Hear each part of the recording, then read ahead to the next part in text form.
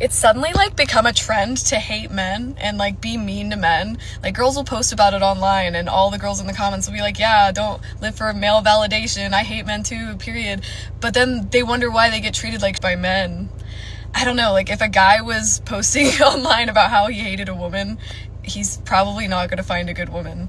Call me a pick-me, oh god. Men are becoming too content with being useless. You can't fix, can't build, don't pay for, can't plan any dates. What are you really here for? Wow. Wow, do you own a mirror? Probably not, because you are hideous. Anyways, women are useless these days. I mean, women have always been useless, but women have high body counts. They want to be boss babes. They want to pretend like they're men while simultaneously saying all men are trash and all men should die. And they expect men to bring everything to the table. They want them to be traditional. They want them to pay for all the dates. They want them to be spoiled and protect them. But, oh, you can't have a say in what I wear. Don't tell me I can't have girls' nights and get hit on by a bunch of random men. Oh, yeah, you need to do all the chores. Yeah, we should split the chores. Actually, I don't care that you're the main breadwinner. I don't care that I expect you to provide for everything. You still need to help out around the house because that's so not fair. It's like, I guess saying that women are useless doesn't go far enough. Women today, especially modern women, they are entitled, bring nothing to the table, useless, whiny, complaining ass, bitching ass. What the heck, Isabella? You get the point, though. Hopefully she sees this, and I hope it clocks to you, you stupid. Men, I pray and hope this love never finds you. No.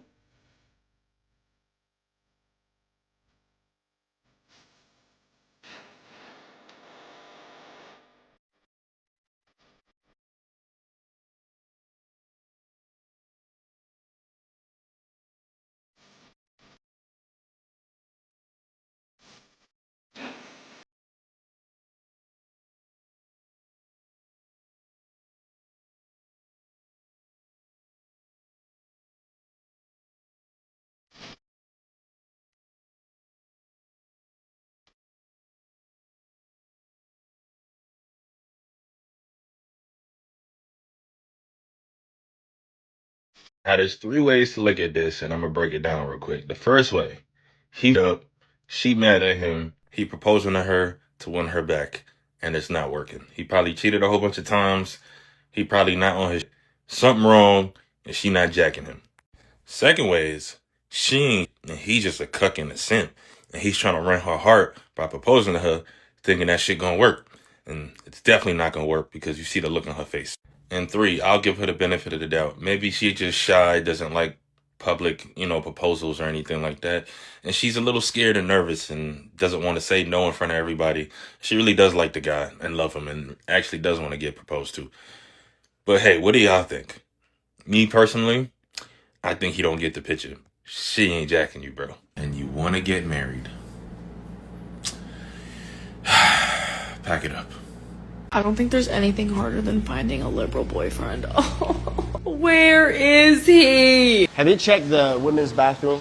Anyways, a sign like this will be very suitable for your project. Any size and content can be fully customized. We ship worldwide. For door sign, ADA signs, go to the link in our bio for a quote and follow LC Sign.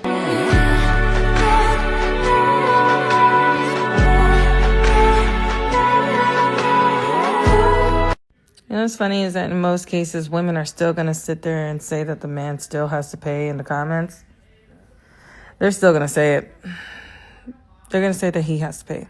And of course, the answer for him is that he is going to pay. Because if he invited her, then it would just be simple etiquette to go ahead and pay for the meal that you invite someone to. However, there will be women out there that make way more money than the man she's dating or the man she's married to or that she's in a committed relationship with. And yet she would still demand that he takes care of her. Like, it's crazy because I'm seeing this happen where, like, in real time, I have seen this happen where women have said that my money is my money and his money is our money. And this is why a lot of relationships and a lot of marriages fail, is because people have gotten so damn selfish that they don't even know what it means to actually be there for someone or to even be selfless at all in any form. They don't know what it's like to be caring or nurturing anymore. It's me, me, me, it's me, me, me. It's the new version of self-care. Me, me, me. It's all about me. There's been many occasions where I have paid for the meal. I have helped my husband with a car note that was his. I have helped him with things that he needed help with because I'm like, hello? Like, it's not just me that you have to do this for. I have to do this for you too because I care about you. Like, whatever happened to that?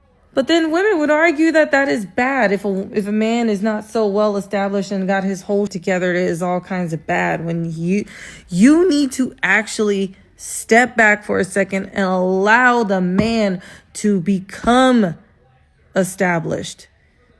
They don't come built in like that. They have to work their way through that. And you are supposed to be the support. But I guess that's not the thing, right? And all you dumb broads want to do is go for the same guy, you know, the 1%, literally the 1%.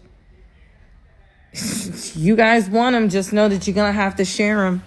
It's ridiculous. Marriage is not about love. Marriage is a business contract, and it's a business contract primarily centered on the ownership and distribution of resources. And this is why, despite the gaucheness of seeming too eager, the vast majority of proposals are accepted by women. And why wouldn't they be? If you actually understand the terms of the contract, it's a brilliant deal for women. Due to her hypergamous mating preferences, in many cases, it provides her with a lifetime of security and provision that remains simultaneously completely tied to her will. Dude, there's literally children there. Women should not be allowed to dress like this in public. It needs to be made illegal immediately. This is what feminists do with their equal rights. They just dress as legally naked as possible so they can all look like a prostitute. You see? It's really not that hard to put some clothes on. Now pick up the phone, call your father, and apologize immediately. That's so tough. This dude right here just lost all his aura losing to this guy, and I'm gonna show you guys a clip of his boxing. This is who he lost to. Look at him throwing these punches. What is bro doing? This dude's supposed to be a world champion kickboxing. My ass. Look at him bleeding out of his eye. Boom, another one. Oh my god. Getting his ass beat. Bro started giving him bop too. This is just bad, bro. All those alpha male videos just to go down like this. Give it up, gang. God damn it. These Tate videos are funny as hell. I mean, they eating bro up. Pause. They are killing this guy. Hey. There's some truth there, though, right? There's some truth in as much as it's like before you had this mythology, and now the thrill is gone. So I'm not the biggest Andrew Tate fan, to be honest with you. I feel like he says some good stuff. I feel the same way about him as I feel about Fresh and Fit. I feel like they make some good points, but I don't look up to them as somebody who, you know, is a savior to me. I guess if you put all your eggs in that basket, then, you know, you're going to be let down, but I don't look at them as a savior. I just hear them and I say, oh, I agree with that. That's pretty good, and go about my way. It's the same thing as the Dallas Cowboys. Me as a Cowboys fan, they're going to do something stupid every year. Jerry Jones is going to get up there and talk crap. I don't even watch the games. If they win, I may or may not go back and watch the highlights. But I'm not about to spend 3-4 hours of my time watching somebody who can't even get their act together and they're paid millions of dollars. I'm not about to ruin my afternoon. I could have been asleep. I used to do that when I was younger. Just watch. Oh, it's just about support. No. If you're not going to do the right thing, I'm not going to support you.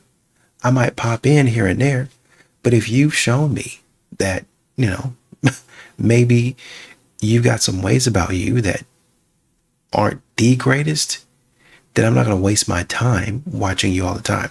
I might come around and see you win a game. Oh, great for the Cowboys. But I'm not about to spend 3 or 4 hours of my time unless you show me consistently that you can be a winner. I feel the same thing about, like I said, Fresh and Fit. I feel the same thing about Andrew Tate. I don't really know a lot about him. Haven't put a lot of stock into them, and I wouldn't. But I don't even understand this hate that Andrew Tate is getting. Hate that Tate is getting. Bars. I don't really understand it. I know he's talking trash and all that stuff. But, you know, if you get in a ring, the guy is showing a clip. This is different from the two. I feel like this is two different fights, right? So that guy looks like a boxer or whatever. I don't know what they're doing. But then you switch over to here, it looks like the guy has been training. It looks like he's been training. He not even paying attention right here. He just, maybe that was his first fight. I don't know. Yeah, he look at him bait him. Like that he's flat-footed. He's not even paying attention. He's flat-footed. He's not even trash. But now, look at him lift off of that foot. Oh, he might have missed him. He did miss him, actually. It's a good punch, though. He's not even sold on... Yeah. Yeah, you might not want to pick that clip. A relatively good shot right there. Yeah, that's a good shot. Yeah, it's a good shot. I didn't watch the fight. I mean, I feel like it's similar to Jake Paul and Joshua Anthony. It's entertainment. That man, he probably got in there. I feel like Tate got in there to do something. He wanted to get back active, and it was a payday for him. Why not? Make a little money back? Why not? I don't even know how much money he made, to be honest with you. That's how much I haven't been paying attention to this whole thing. But like I said, I don't get the hate about him getting in the ring. Oh, you lost to a YouTuber, this, is that. I don't care. As long as I'm getting paid, well, you ruined your brand. My brand is being a man. Men lose all the time. My brand is masculinity. I'm not going to do the right thing at all times. I'm not going to think the right thing. I'm not going to say the right thing. I want to be consistent, though.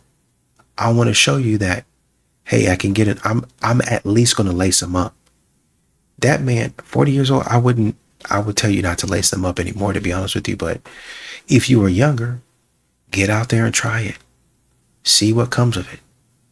You'll get stronger next time. You'll get better next time. You'll take mental notes and say, okay, man, I should have dodged that. Man, he had me here, but you know, it is what it is.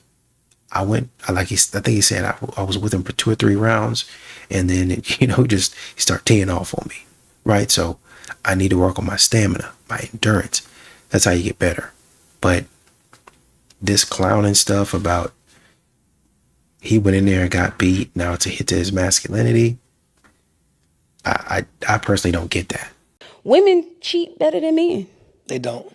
We do. Y'all don't. We do. Y'all don't. There are people that I know to this day that will take it to their grave on how long they've cheated and how many they've cheated with, and their men never knew. Mm-hmm. Women do not cheat better than men. Why do you think that?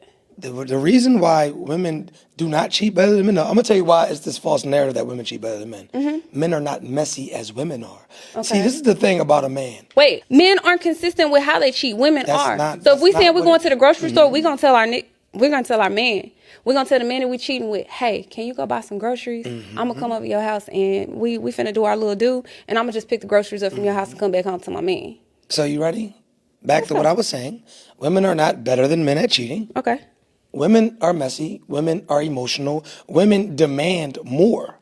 See, like, you got to understand, as a man, it's a flex for me to be able to sleep with you when you have a man, and I can't wait to send you back home to your man. Okay. Usually when a man is cheating with a woman, eventually if it's good enough and the timing is good enough, and then she starts to get envious and wants you to be her man. So she starts leaving lipsticks in cars and lip glosses in cars and scratching backs and hickeys on your upper thigh and on your upper collar. Like, women actually want to get you caught because women become territorial. A man can go on you for the rest of your life and smile in your husband's face, shake his hand, go play golf with him and never say nothing.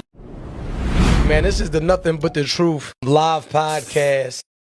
This whole past football philosophy of you're going to go overseas and find a submissive woman, this, that, and the third, that's not 100% the case anymore. As I started to travel, I realized that women remind me so much of American women that it's like, man, what country am I really in?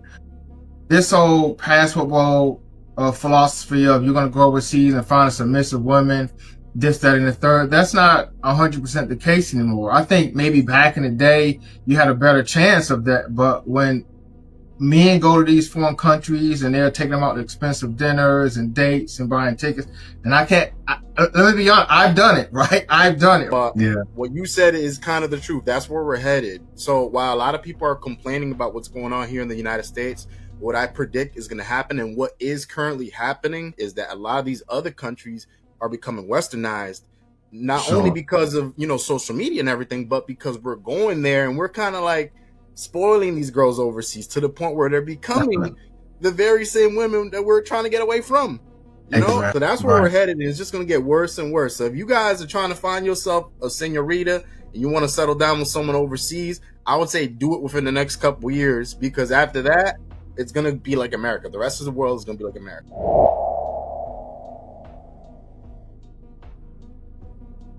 Do you stay loyal during the talking stage? Do you get paid when you're in a job interview? What is this? Why are all the girlies doing this? If they do it, it's a red flag, guys. Run away fast. And okay, fine. Don't stay loyal. But you're only screwing yourself over if you really like the guy, because a guy doesn't want a woman who is talking to a bunch of other men, sleeping around and being a hoe. Men value purity, innocence, and lack of experience, quite frankly, and you showing him that you have all these other options and you got this little roster that the Caller Daddy Ho podcast host popularized, it only makes you a lot less valuable. So keep digging your own grave. If you got a wee-wee and you pull it out to go pee-pee, just keep scrolling. This one ain't for you. Ladies, do you hate when you ask your man, your husband, your significant other that you've been with for many years over and over again to do something for you? It might be something simple like, hey babe, take out the trash, or I really want this thing hung up around the house. Insert what you need, there. And it takes him forever to get around to it. I want you to go and analyze the last time you had bedroom activities with your man. And that might be a reason why he takes forever to do anything for you. If you're not doing things for him, if you're not engaging in bedroom activities and you're not fulfilling his needs, he has no reason to fulfill yours. It literally goes hand in hand. Women are more like, they want things done. They want that emotional connection. Men want physical connection. When you give him physical connection, he will move mountains for you. So if your intimacy life looks like nada, zero, zilch, 4 times a month, that may be the reason why you sound like a nag in his ear. So do better.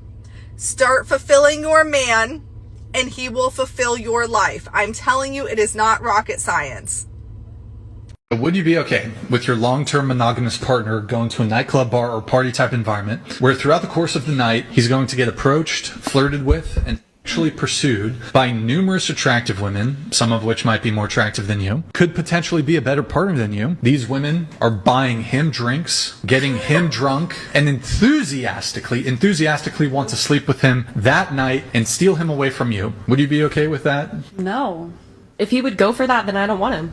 Hell no. It's so funny that when you put on the other person's shoe, it becomes so rationally simple. The ideology that clubbing is the same for females and men is disgraceful. It's so inherently and obviously separated to the extreme. It's not about is he insecure or does he trust you or is he controlling. Them words are so easy to use to cop out of everything, when realistically, whether he wants it or not, it's just not good for you or the relationship to be in an environment like that. The whole idea of clubbing is a bit absurd to me as a mature man, but even if you haven't reached your peak maturity, you should be prioritizing your relationship and your future family. My advice to men would be that if you're looking or relying on meeting your woman in a club, stop. If you've met a woman and she likes the club, it's a red flag. A continuation of that is if you've told her that that's crossing a boundary and she doesn't listen to you, she doesn't respect your authority, and you have a disastrous relationship lying ahead. And a conclusion for all of that is clubbing and relationships don't go together. But as a man, don't suggest ultimatums, create clear boundaries, and when they're crossed, bounce. It is not your job to make that woman happy. But AD, isn't caring about my wife's happiness part of being a good husband? If I don't prioritize her happiness, aren't I just being selfish and uncaring? You can care about your wife's happiness all you want, but you can't control it. Listen to me clearly. It is not your job to make that woman happy.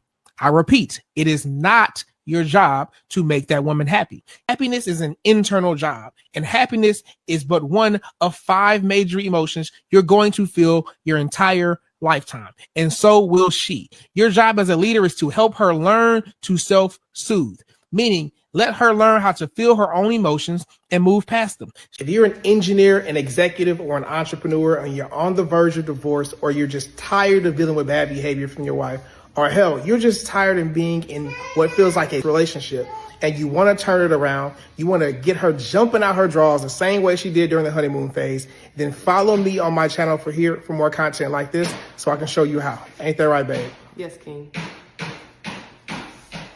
If it's in a man's nature to protect and provide, then why are men the single greatest threat to women and children? If it's in a man's nature to provide, then why are there more single mothers than single fathers? And if Hold on, let's play that one more time. If it's in a man's nature to provide, then why are there more single mothers than single fathers? And why are there more single mothers than single fathers? First, I want to say, I like a lot of Shorty's videos, right? The first part I want to address is she was like, why are men the greatest threat to women and children? Okay. I think you misunderstand what that means, okay? It's in a man's nature to protect the people that he cares about, right? It's in a man's nature to protect those he deems that he cares about, not protect everybody.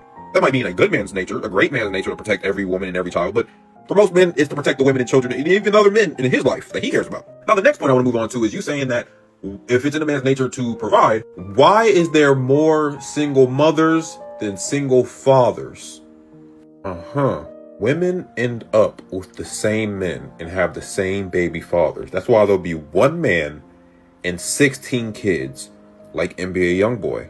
Now, I'm aware that most women don't have multiple baby fathers. That's not the point I'm making. I'm not saying that women have more baby fathers than men. I'm saying when it comes to the problem of single parenthood, right? There are more women choosing to be with men who already have children by multiple other women, okay? Then there are men choosing to have children with women who already have children with multiple men. I'm saying again in case I lost you. There's more women who are choosing to have children by men who have multiple children with multiple different women already than there are men who are willing to get with a woman who has multiple children by multiple men. So that wouldn't be a man problem. That would be a woman problem in who she chooses, who she selects to be her partner, who she chooses to procreate with. That's not a man problem. That is most definitely a woman issue. Yeah, I can use numbers to make it easier. That's like one man, 16 baby mamas, right? You're thinking, why does that man have 16 baby mamas? But you're forgetting the fact that 16 women chose to be impregnated by one man who had 15 other children by 15 other women. Man wouldn't get with a woman who had 16 children and 16 fathers to those children. I did some research and here are the numbers. In the age range of 20 to 24, 15% of women have children, okay? All right, 15%. In that same age range, 6 to 8% of men have children, right? 25 to 29, 37% of women have had children, okay? 25 to 30% of women have had children. By the end of their 20s, 35 to 40% of women have had children. And by the end of the 20s for men, 25 to 30%. What does that show you? That shows you there are more women with children than there are men with children. Now, how could that be possible? The only way that could be possible is if they're sleeping with the same men. They're not going to say that they're the problem. They're not even going to suggest it. Why would they be? Why would I have the problem? Why would I have the issue? I'm a 10 out of 10. I'm a 20 out of 10. You can tell them till you're blue in the face. You guys continue. Think about Nick Cannon. You guys keep on getting with Nick Cannon, knowing that this man has 100 baby mamas. Why do you keep on doing that? What's the appeal? Like, why do you? It'd be one thing if you say, man, I want a piece of that action.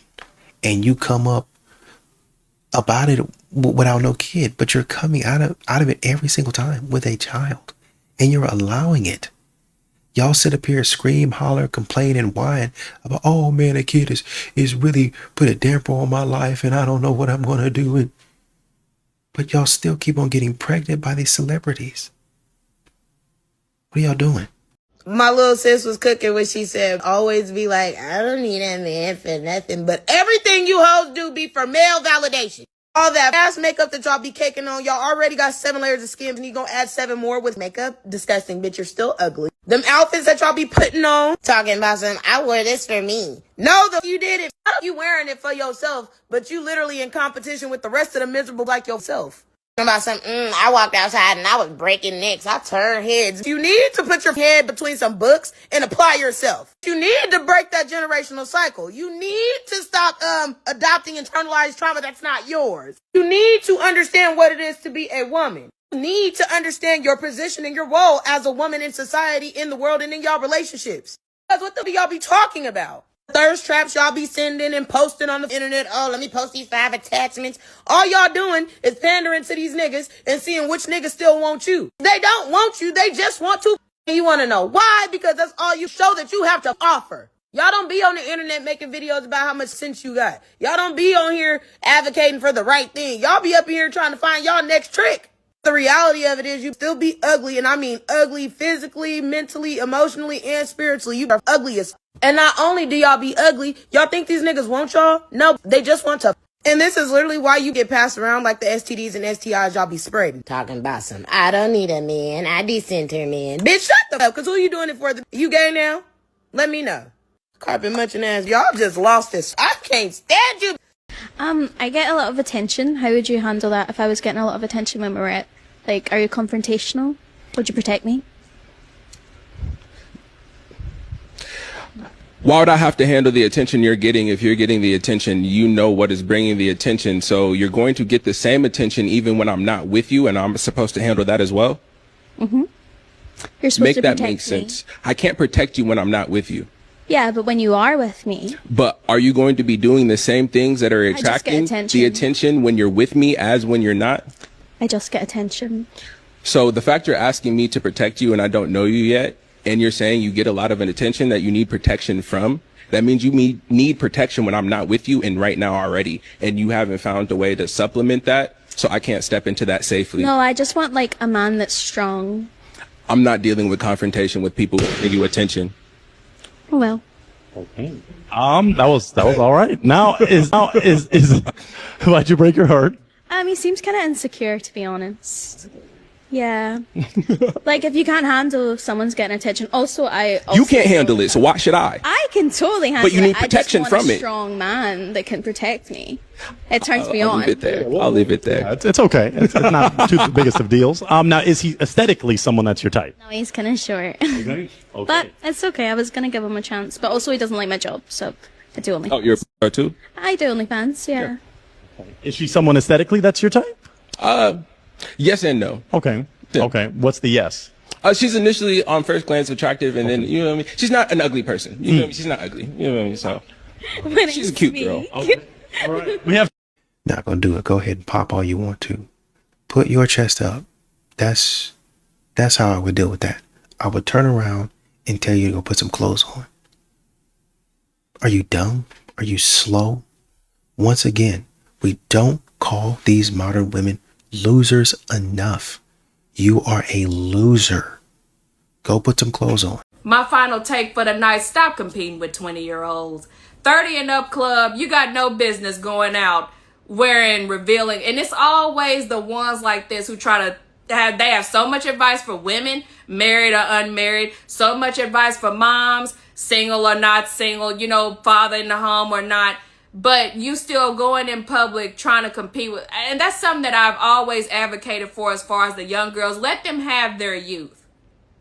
You've been their age. They've not been yours. So I don't understand why y'all feel compelled to wear the same stuff that they're wearing. It takes away from your essence. You have so much to say when it comes to what a woman should do and what a woman should and should not be doing. Focus on yourself. All the college education, money, and large platforms in the world cannot buy class. Okay? Focus on all of those things and leave them 20-year-olds and their outfits alone. How tall are you? Okay, wait. How tall do you think I am? 4'11"? Almost 5'2". 5'2"? 5'1". 5'1". That's my actual height, probably. 5'1 and a half. 5'1 and a half, okay? So at 5'1 and a half, how tall would you want your man to be? Oh, my man. Oh.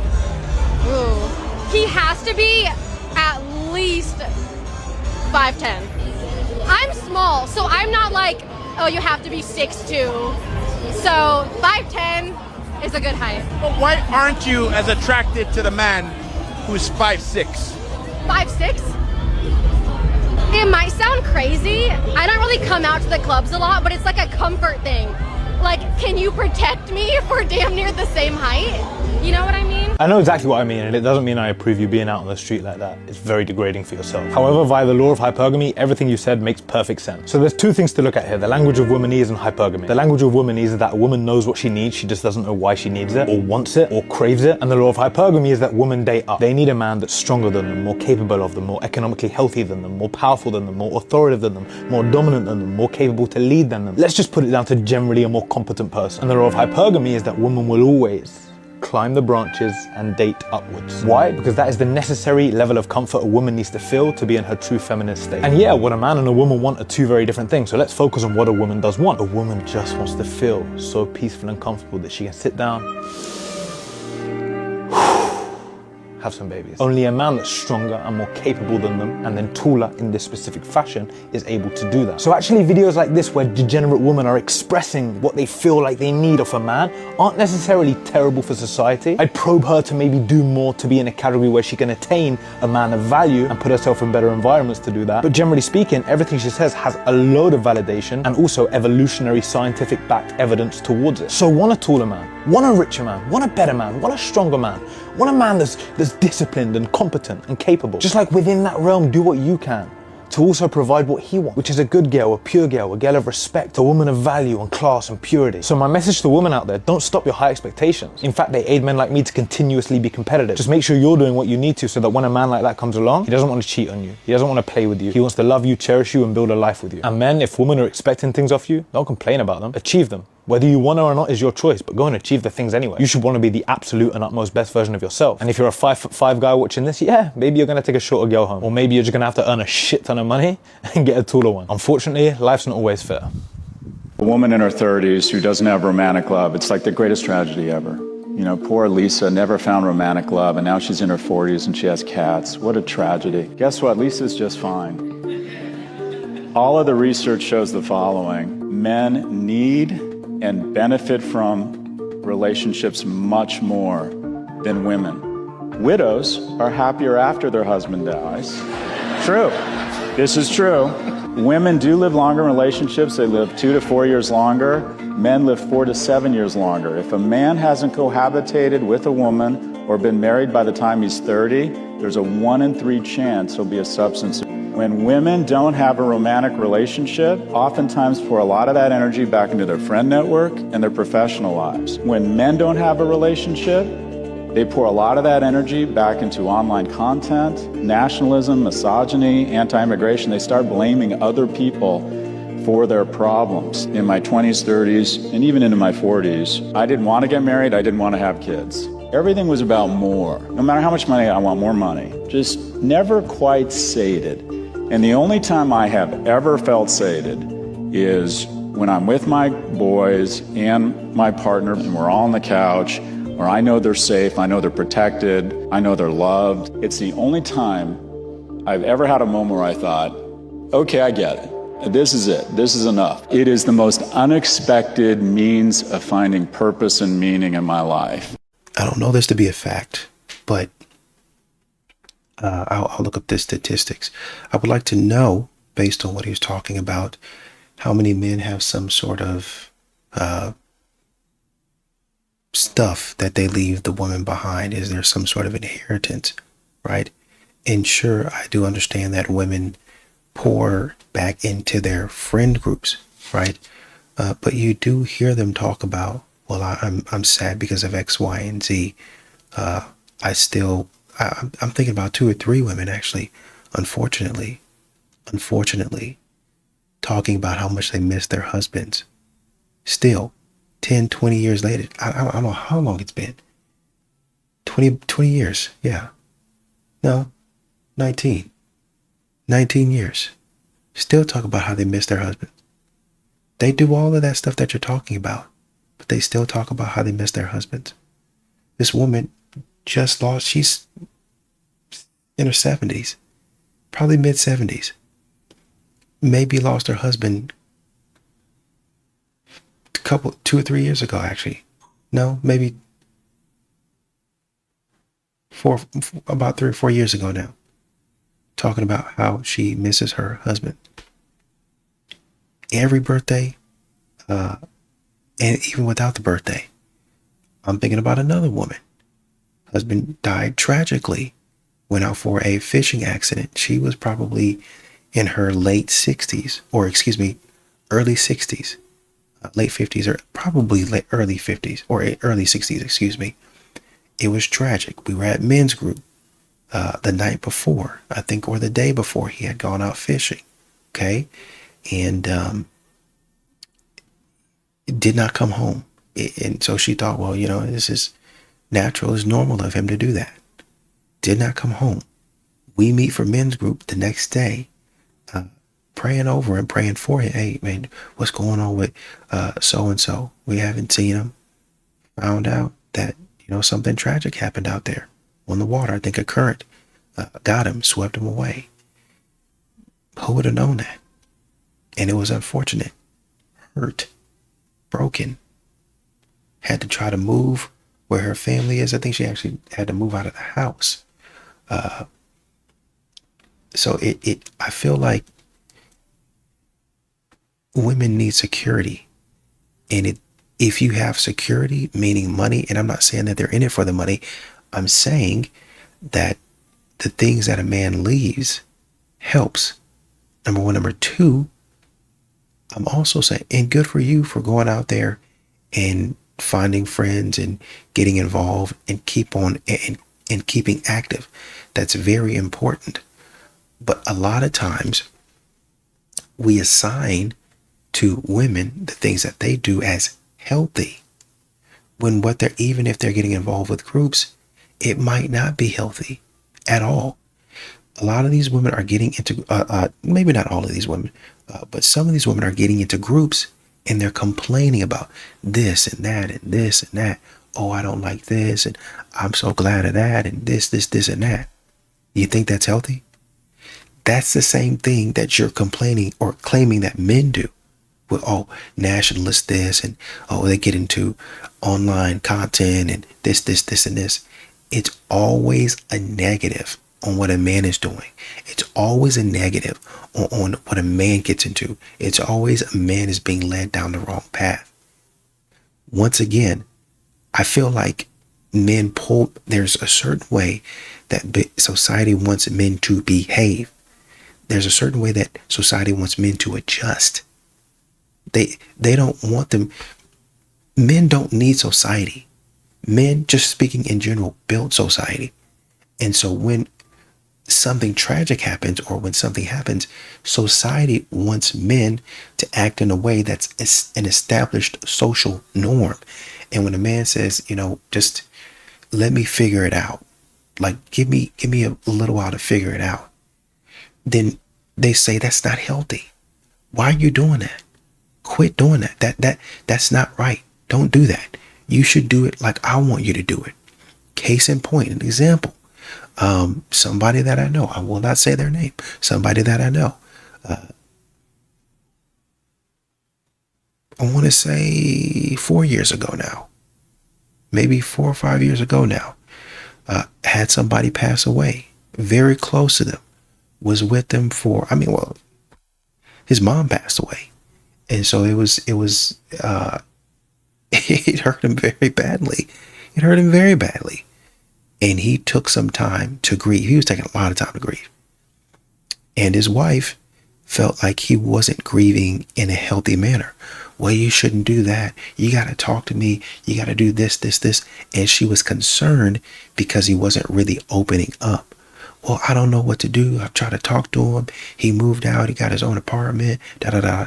And I'm saying to her, even at her age, which was around, I'd say in her 50s, I'm explaining to her he's okay.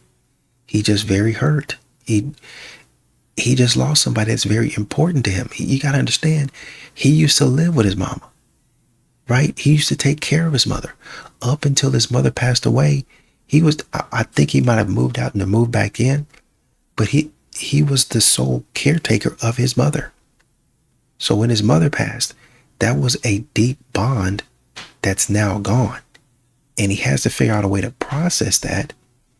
And when people are in his ear yapping and chirping, that's not going to help him. He needs silence. He needs to be able to think. And he don't subscribe to the way that you do things.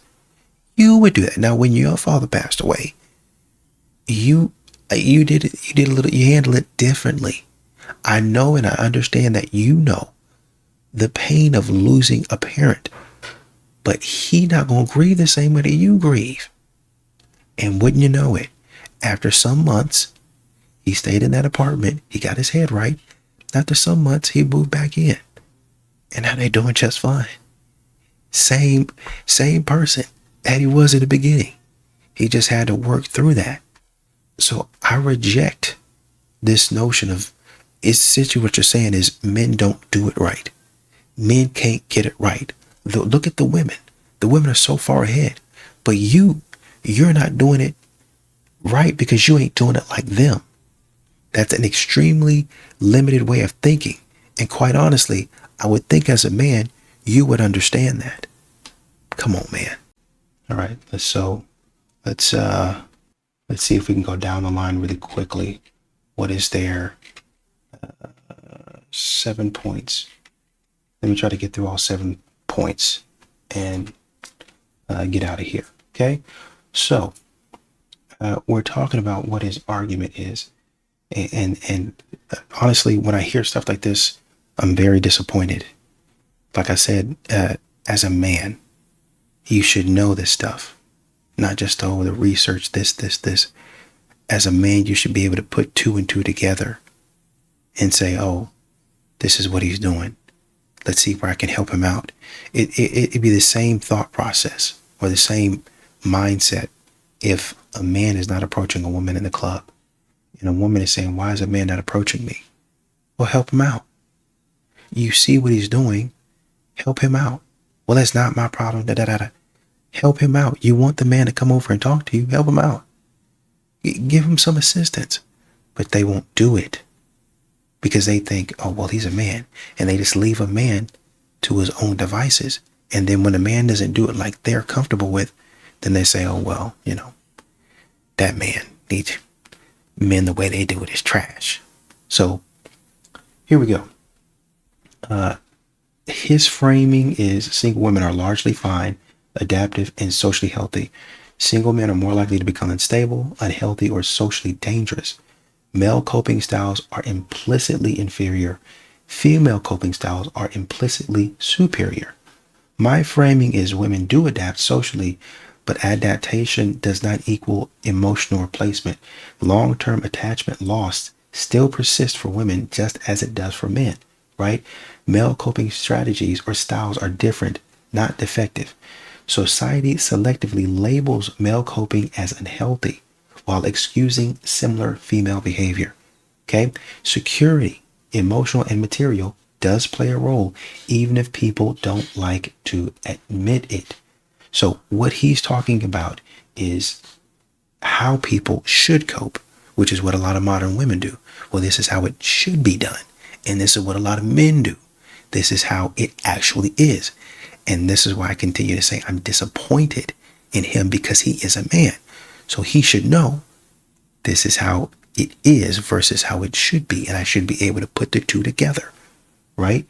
So let's go to the second point here. Widowhood and long-term attachment. Okay. What research actually shows, women do rebuild social networks more quickly after widowhood. They do it throughout their life. Women can go anywhere in the world that I've seen. My wife went to a whole new city and she said something like, hey, is there anybody who wants to hang out? And I think I think she said maybe, I can't remember the number, but it was maybe 40 or 50 people. I think 5 showed up and they became friends the whole time she was there. Right. So that's just what women do. Men wouldn't necessarily do that like women would. So that's a distinction there. Women will get to feeling lonely and they say, well, I don't want to be in this house anymore. Let me go find something to do. Let me go get out. Right. So women do rebuild social networks more quickly after widowhood, but emotional attachment does not disappear. So they're still missing their spouse. Okay. Long-term yearning for a deceased spouse is common in women, even decades later. Okay. Studies on grief consistently find many widows report persistent emotional bonds, birthdays, anniversaries, memories. Remarriage rates for widows are low compared to widowers. Okay. Missing a spouse does not equal being socially dysfunctional. Okay. So the examples that I used of women missing their husbands 10 to 20 years later directly align with grief research. All right. So let's go to point number 3. Social networks versus emotional substitution. Right. So his claim is women redirect romantic energy into friends and work. Really don't have a problem with that, but let's go with it. What the statistics say: women maintain broader social networks. Men rely more heavily on a primary emotional partner. So men don't really have a lot of friends. Okay. They don't really tend to get close to a lot of people. That's just the way they work. If you think about hunting, how many times you're going to actually hunt in a pack? It's too many factors. There's too many things to worry about. Okay. That's why when a woman says, are you going to pay for my friends? Suni Lee was talking about that amongst many other women. Are you going to pay for my friends? Are you going to do this? I'm guaranteeing my family. And to a greater degree, I will guarantee my extended family. That might mean my mama and my daddy. But my immediate family is my wife and my kids. So I will guarantee them. That's what I have influence over. That's what I have control over. Daddy is going to have to guarantee mama. That's how that works. He used to have to guarantee me until I became a grown man, right? So men rely more heavily on a primary emotional partner. We know that. But friendship does not substitute for spousal attachment for others, okay? Friendship does not substitute for spousal attachment. A friend cannot replace the attachment, the bond that you shared with a spouse. We know this, okay? For me to point out, group involvement can coexist with grief, okay? Complaining, rumination, and emotional venting are not automatically healthy. And that goes to the point that I was talking about. Some of these women get in these groups and they'll talk about, oh, I don't do this. I don't miss that, this and that. They're in a social group. So according to you, they're healthy, but they're in these social groups talking trash. That's not healthy. You know that. Okay. So female group coping can be emotionally circular and not necessarily resolving. Some of these women might go in these groups thinking fondly of their husbands, or their late husbands, but once they get in these groups, then people start talking trash. And then they be like, well, I guess my man wasn't great and I'm great. I'm glad, he's passed away. That was an area of my life that I enjoyed it, but I really don't need him. It's time for me to get a makeover with the money that he left me and really start living my life. That type of BS. Okay. So there is no evidence that female group coping is inherently healthier. We know this.